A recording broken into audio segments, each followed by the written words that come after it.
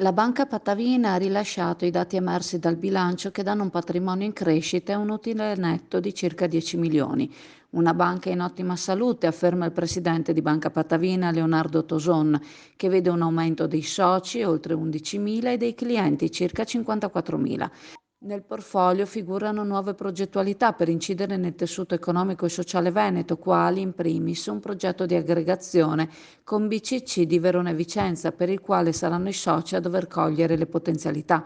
Tra gli altri progetti, la comunicazione alla base sociale con una newsletter che mira a raggiungere tutti i soci, la creazione del nuovo strumento mutualistico Patavina Conti ETS per la realizzazione di un progetto di welfare e il centro di consulenza finanziario, servizio altamente qualificato e professionale a supporto delle imprese per la gestione di patrimoni privati. L'impegno per le comunità è stato importante nel 2022 con il sostegno a circa 300 iniziative, ha spiegato il presidente Toson.